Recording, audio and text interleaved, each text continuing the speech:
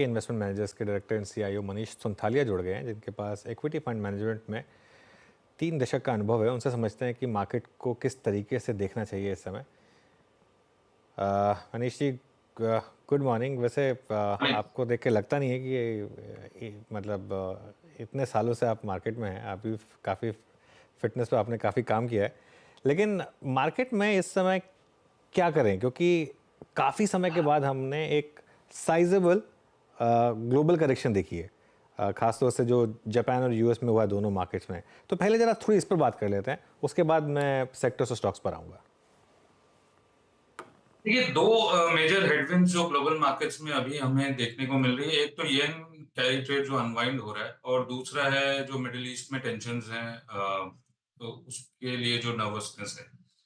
So middle east के tensions के point of view से अगर हम देखें तो हमारा इकोनॉमी इम्पैक्ट होता है सिर्फ ऑयल प्राइसेस से। बट ऑयल प्राइसेस देखिए, ऊपर में ब्रेंट 80-81 डॉलर के बाद अब 76-77 डॉलर के करीब है। तो कहने का ये मतलब है कि चाइना स्लो डाउन है, यूएस में रिसेशनरी ट्रेंड्स के संकेत मिल रहे हैं। उनके कारण मिडिल ईस्ट टेंशन में फ्लेयर अप के बावजूद तेल में कोई मेजर इंक्रीज देखने को नहीं मिल रहा है, डिक्रीज देखने को मिल रहा है। तो इस पॉइंट ऑफ व्यू से तो कोई बहुत ज्यादा नर्वसनेस मार्केट्स में होनी नहीं चाहिए। दूसरा है येन कैरी ट्रेड अनवाइंड। 8% येन लास्ट महीने में बढ़ गया है यूएस डॉलर के कंपैरिजन में, और ऑब्वियसली ग्लोबल मार्केट सब इंटर रिलेटेड हैं। सो येन में बोरो करके यूएस में इन्वेस्ट हुआ था, वो ट्रेड अनवाइंड हो रहा है। पर एक चीज बोलना चाहूंगा कि कैरी ट्रेड कभी भी मतलब स्टॉप नहीं होता है। मतलब वो एक एक हद तक जाके अनवाइंड होगा, और फिर based on growth estimates of Japan and US वो कैरी ट्रेड वापस शुरू हो जाएगा। तो समझने की बात यह है कि यार, जापान में बहुत ज्यादा कोई ग्रोथ देखने को मिलेगा। बहुत दिनों के बाद अपने को अच्छा खासा ग्रोथ दिख रहा है जापान में, उसके कारण येन में अप्रिसिएशन है, रेट इंक्रीज हो रही है। पर मेरा ये मानना है कि बहुत ज्यादा रेट इंक्रीज जापान में भी पॉसिबल नहीं है, क्योंकि ग्रोथ बहुत ज्यादा कोई स्ट्रांग नहीं हो पाएगा यहाँ से। सो उस पॉइंट ऑफ व्यू से एक लिमिटेड इम्पैक्ट होना चाहिए येन कैरी ट्रेड अनवाइंड का। अगर बहुत ज्यादा एग्जैजरेटेड होता है रेट इंक्रीज जापान में, तब एक मेजर कंसर्न दिखती है ग्लोबल मार्केट्स के पॉइंट ऑफ व्यू से। मोर सो डेवलप मार्केट्स में इनका इम्पैक्ट ज्यादा दिखेगा, क्योंकि obviously these are major markets where yen carry trade has happened. As far as emerging markets are concern, हमारे मार्केट्स में तो बेसिकली एफआईएस का ब्रॉडली लास्ट 2-3 साल से मेजर सेलिंग ही रहा है, और total percentage holdings of FIIs have gone down only. मतलब 22-23% से 15-16% है। तो लिमिटेड इम्पैक्ट मुझे दिखता है येन कैरी ट्रेड अनवाइंड का इंडिया के पॉइंट ऑफ व्यू से भी। सेंटिमेंटल कोलैटरल इम्पैक्ट डेफिनेटली होगा, और हो भी रहा है। लास्ट 2-3 दिन से हम यही देख रहे हैं कि ग्लोबल मार्केट्स अगर वीक है तो हमारा मार्केट्स भी वीक रहता है। पर मेरे हिसाब से तो all declines will be bought into. And obviously 2026 के नंबर निफ्टी 50 में अभी फैक्टर नहीं होने चाहिए। So Nifty 50 is broadly fully valued on FY25 basis. But broader markets में पिक एंड चूज का ऑप्शन डेफिनेटली रहेगा। जहां भी वैल्यू है वहां पर it is a buy on decline only. कोई बहुत ज्यादा ग्लोबल टेंशन से हमारा मार्केट इम्पैक्ट होता दिखता है, ऐसा लगता नहीं।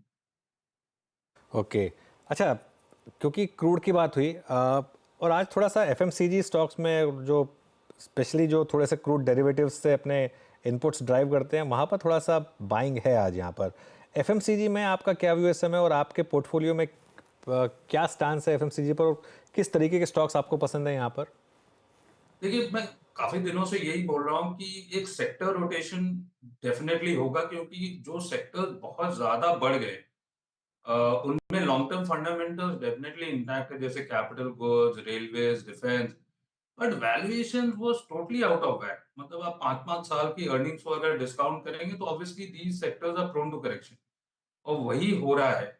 और जो सेक्टर्स लगार्ड्स हैं लास्ट 2-3 साल से, and where fundamentals are changing incrementally at the margin, कि मानसून ठीक ठाक हो रहे हैं जुलाई के महीने में, या फिर गवर्नमेंट का थोड़ा इम्पेटस है मिडिल क्लास की तरफ बजट में, या फिर आपके क्रूड के प्राइसेस कम हो रहे हैं, सो वॉल्यूम ग्रोथ के assumptions पूरे उतरेंगे।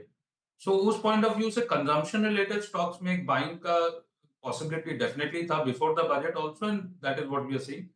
एंड एक रिस्क ऑफ ट्रेड है, so pharma, IT, consumer, banks, ये सेक्टर्स में एक रोटेशन ट्रेड डेफिनेटली पॉसिबल है, होगा भी आने वाले दिनों में, क्योंकि कुछ सेक्टर्स में स्क्यूड है valuations extremely on the upside, and कुछ सेक्टर्स में रीजनेबल है।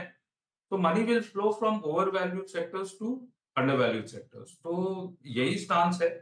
एंड एफएमसीजी में जहां भी वैल्यूएशन कंफर्ट है, ऐसा नहीं है कि सब स्टॉक्स में growth vis-a-vis you know and valuation are in sync. कुछ सेक्टर जैसे टोबैको रिलेटेड स्टॉक्स है कंज्यूमर स्पेस में, वहां पर valuations are in sync, and वो एक स्पेस काफी अच्छा लगता है based on valuation comfort and growth, and plus a few of the FMCG companies also, and discretionary spend में भी काफी पॉजिटिव स्टांस है हमारा, तो क्योंकि हमें यही लगता है कि कंजम्पशन को एक बूस्ट मिलेगा, एंड थोड़ा टाइम करेक्शन जाएगा आपका कैपिटल गुड रिलेटेड स्टॉक्स। अच्छा मनीष जी, लास्ट सेशन में ही जब हमने कमिंस में शार्प कट देखा, जब कमिंस ग्लोबल ने एग्जैक्टली अपने इंडियन ऑपरेशंस को लेकर और उसमें जो धीमापन है उसकी एक्सपेक्टेशन जाहिर करी कॉन कॉल में, आप कैपिटल गुड्स को कैसे रीड कर रहे हैं? क्योंकि एक्सेसिव मूव हमने कैपिटल गुड्स में भी देखा था। कैपिटल गुड्स पे क्या टेक है सर आपका इस वक्त? सर मेरा तो यही मानना है कि कैपिटल गुड्स में फंडामेंटल सब इंटैक्ट हैं, बट वैल्यूएशंस एकदम भी इंटैक्ट नहीं है। और अगर आप ये सब जो कैपिटल गुड स्पेस है, लास्ट 1 डेढ़ 2 साल पहले सब 15-20 के पी मल्टीपल पर थे, और अभी यही सब स्टॉक्स, ठीक है, फंडामेंटल्स डेफिनेटली इंप्रूव हुए हैं, 20% 15% की ग्रोथ है। आने वाले दिनों में हाइड्रोजन वगैरह में काफी बेनिफिट दिखेगा, सो जेनसेट एंड फेम 3, बहुत कुछ regulatory changes, emission norm changes के कारण इन सब सेक्टर्स में बेनिफिट मिलेगा। बट आप 5 साल के अर्निंग्स को अगर अभी डिस्काउंट करेंगे बेस्ड ऑन द फैक्ट कि 5 साल बाद तक ग्रोथ रहेगा, तो इन सब स्पेसेस में करेक्शन डेफिनेटली होगा। ये सब वैल्यूएशन जो 15-20 के पी से शुरू हुए थे, 5 साल 7 8 10 साल बाद वापस 15-20 के पी में आएंगे। तो अगर आप नेक्स्ट 7 से 10 साल के अर्निंग्स को, ग्रोथ को अगर 20% से भी कंपाउंड करते हैं, और एग्जिट पी मल्टीपल आप 15 या 20 का ही देते हैं, तो in the interim based on pure fundamentals आपकी जो शेयर प्राइस अप्रिसिएशन और फिक्स्ड डिपॉजिट रिटर्न से ज्यादा नहीं। तो ये सिंपल सा मैथ्स है कि ये सब सिक्लिकल सेक्टर्स है, आउटलुक अभी अच्छा है, तो बस वैल्यूएशन बहुत ज्यादा ही महंगे। तो टाइम करेक्शन जाएगा, प्राइस करेक्शन जाएगा, मेरे हिसाब से तो थोड़ा अंडरवेट स्टांस ही रखना चाहिए इस पे। Underweight stance capital goods. अच्छा मनीष जी, अब प्राइस वाइज केमिकल बास्केट में अच्छे मूव नज़र आए बीते 2 महीने में एटलीस्ट। यूपीएल के हमने लास्ट सेशन में नंबर्स देखे थे सर। अभी इस वक्त आप लोग केमिकल्स में क्या अप्रोच रख रहे हैं? केमिकल्स बॉटम आउट हो चुका है, एंड एग्रोकेमिकल स्टॉक्स में फंडामेंटली एक केस ऑफ बाइंग बनता है। Specialty chemicals almost closer to the bottom है।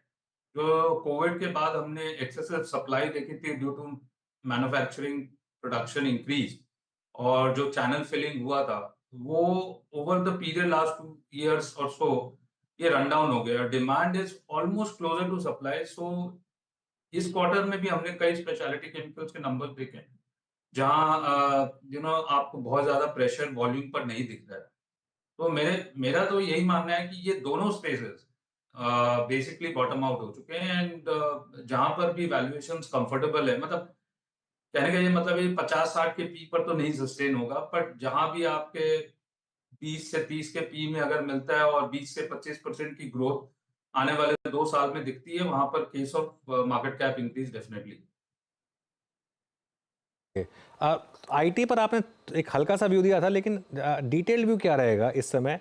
क्योंकि करीब 10-15 दिन पहले तक सबसे स्ट्रांग सेक्टर था आईटी, लेकिन अभी जो यूएस में वापस रिसेशन के फियर्स आए, उसको कैसे देख रहे हैं? और दूसरी तरफ अब रेट कट्स भी बहुत जल्दी आएंगे और शायद ज़्यादा आएंगे, वहाँ थोड़ा वैल्यूएशन का अगर सपोर्ट मिल गया तो आईटी में क्या व्यू रहेगा? आईटी में पॉजिटिव स्टांस है अनुज, बिकॉज ऑब्वियसली इंडियन आईटी और जो यूएस की आईटी कंपनीज में बहुत ज़्यादा डिफरेंस है। हम यहाँ पर आईटी सर्विस प्रोवाइड करते हैं, वहाँ पर वो इनोवेटर्स हैं, प्रोडक्ट रिलेटेड कंपनीज है। वहाँ भी आप देखें तो बहुत ज़्यादा स्क्यूड है मार्केट, कई स्टॉक है, NVIDIA एक्सेट्रा, वो सब बहुत ज़्यादा स्क्यू कर रहे हैं पूरे टेक पैक को। तो मेरा तो यही मानना है कि वाई बेसिस पर FY25 जो है FY24 से मच बेटर रहेगा। वैल्यूएशंस काफ़ी करेक्ट हो चुके हैं, थोड़े अप्रिशिएट हुए हैं इन recent days, but engineering R&D companies will be preferred more than IT services companies because long-term growth potential engineering R&D companies में better हैं when compared to IT services, because IT services GCC से भी compete करेंगे India में। तो it is a pick and choose and but IT का जो space है वो मेरे हिसाब से ओवरवेट स्टांस होना चाहिए FY25 और FY26 के पॉइंट ऑफ व्यू से। वैल्यूएशन डेफिनेटली देखनी चाहिए इंडिविजुअल स्टॉक पर, जहां भी वैल्यूएशन कंफर्ट है, it is case of a buy. Of course caveat यही है कि इनकम टैक्स की डिमांड वगैरह, जीएसटी के जो हम अभी देखने को मिल रहे हैं, does it apply to the entire IT pack? तो ये एक माइक्रो कंसर्न है, हमारी इंडिया स्पेसिफिक कंसर्न है। ये डेफिनेटली एक रेडार में फैक्टर डेफिनेटली रहेगा, but otherwise on a top down view IT space is a buy. आखिरी सवाल, डिफेंस, क्या आपके पोर्टफोलियो में है ये स्टॉक्स और क्या व्यू है आपका? नहीं सर, डिफेंस बहुत ज्यादा महंगा है। मुझे समझ में आता है कि एवरी ईयर आपकी बजट की एलोकेशन बढ़ेगी और उसमें 80% रेवेन्यू एक्सपेंडिचर रहेगा, 20% कैपिटल एक्सपेंडिचर रहेगा। उसमें जो 4 फ्लैगशिप कंपनीज इंडिया की, उनको वो 20% में एलोकेशन मिलेगा। पर अगर आप नंबर्स एक्सट्रापोलेट करके देखिए तो ये 70-80 के पी में नहीं रह सकती है कंपनीज, ग्लोबली कहीं नहीं है। और ग्लोबली जो डिफेंस कंपनीज है वो इंडिया से 10-10 गुना ज्यादा बड़ी कंपनी। बहुत ज्यादा यूफोरिया है स्पेस में। मैं नहीं, ये नहीं बोल रहा हूँ कि ये स्पेस में ऑर्डर बुक नहीं मिलेंगे, कि अर्निंग्स नहीं बढ़ेगी, बढ़ेगी सब। बट आप ये वैल्यूएशन में डिस्काउंट नहीं कर सकते ये सब स्पेसेस। कोई ओके, कोई डिफेंस कंपनी नहीं है मेरे। ब्रेक लेना।